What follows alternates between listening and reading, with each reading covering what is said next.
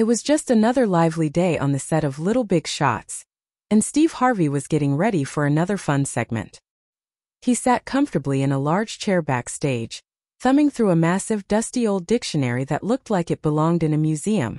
The book creaked open with every turn of its worn pages, and Steve chuckled to himself as he flipped through it, pretending to look serious.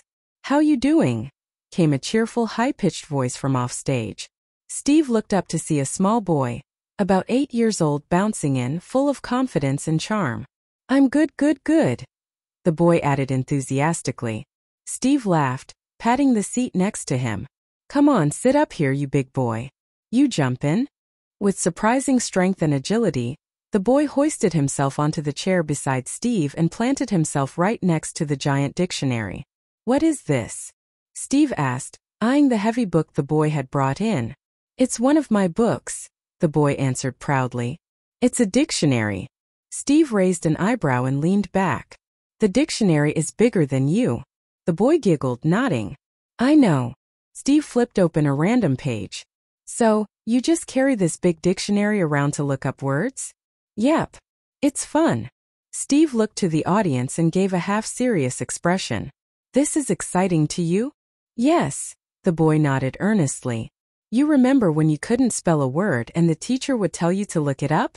I'm homeschooled actually," the boy said. Steve squinted. "Oh," he replied, trailing off awkwardly. Then he leaned forward.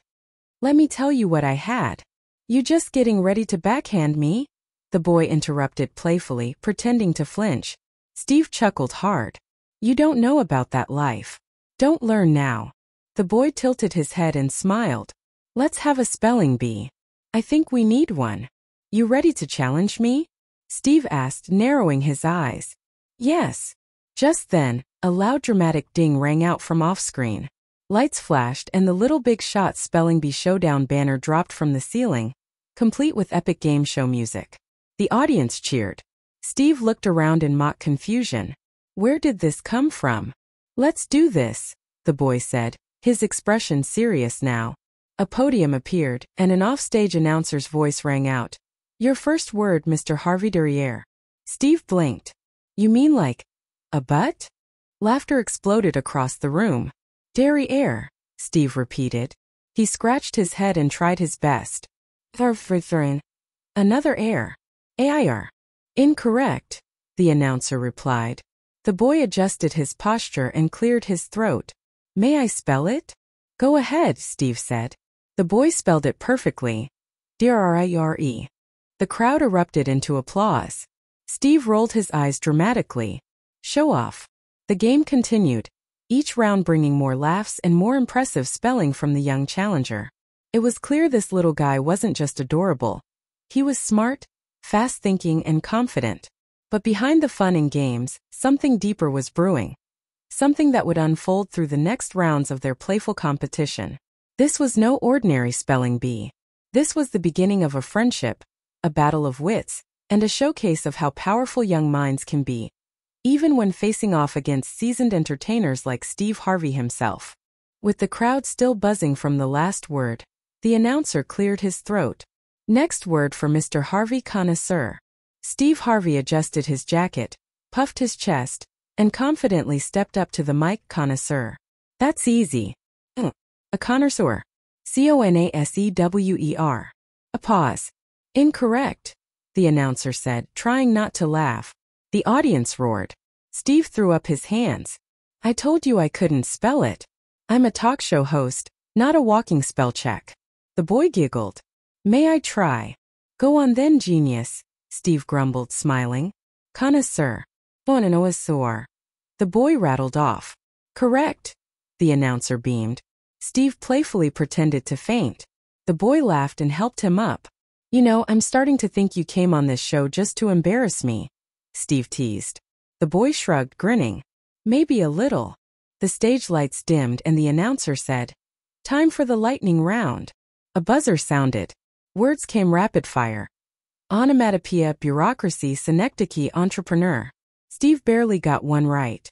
The boy? He was on fire. The crowd watched in amazement as he calmly spelled each word. sometimes asking for alternate pronunciations or definitions just like a pro. Backstage, crew members whispered to each other, "This kid is something else." A producer leaned into a mic, "Get this kid back next season. He's gold." Finally, Steve threw down his cue cards. All right. I admit it. You win. This ain't a spelling bee. It's a spelling massacre." They both burst into laughter, but something shifted. The playful jabs gave way to mutual respect. "Hey," Steve said, putting his arm around the boy. "You're really smart. Not just book smart. Confident. Quick. That's something special." The boy smiled shyly. "Thanks, Mr. Harvey." Steve leaned in. "What do you want to be when you grow up?" "I want to be a writer. And maybe host a show like you." Steve nodded. "You know what? I think you just might."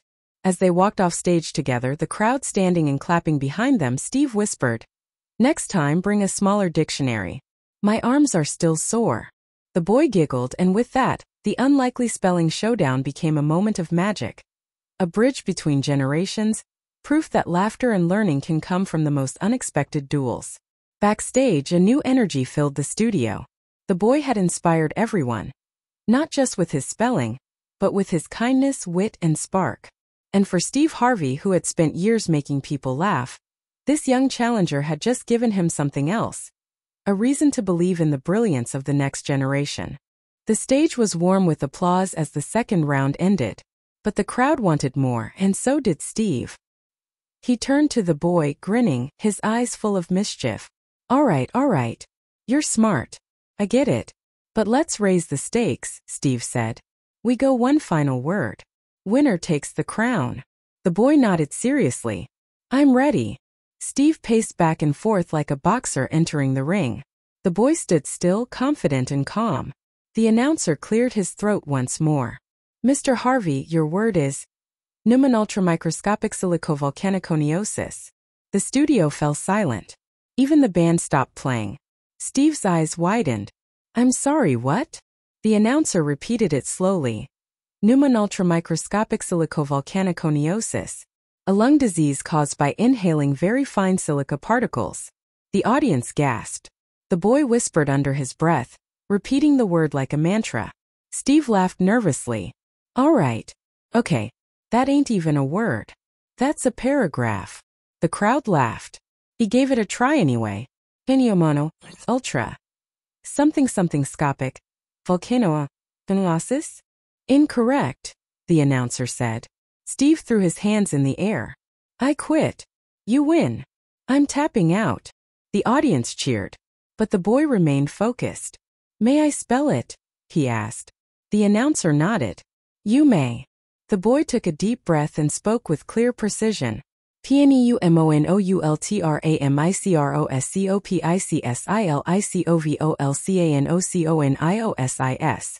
A moment of silence. "Correct," the announcer declared. The crowd erupted. Balloons dropped from the ceiling. The stage lights danced.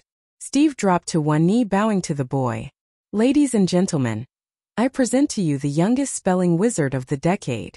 The boy grinned and took a humble bow. After the celebration settled, Steve and the boy sat down backstage for one last chat. "Where'd you learn to spell like that?" Steve asked. The boy shrugged. "Reading. My mom makes me read the dictionary every morning. She says it builds brain muscle." Steve chuckled. "Remind me never to go to your house. That sounds like a workout." They laughed, but Steve was thoughtful. "You know what I think? I think you're gonna do big things. And one day, I want you to remember this moment." "I will," the boy promised. "Because this wasn't just about spelling," Steve added.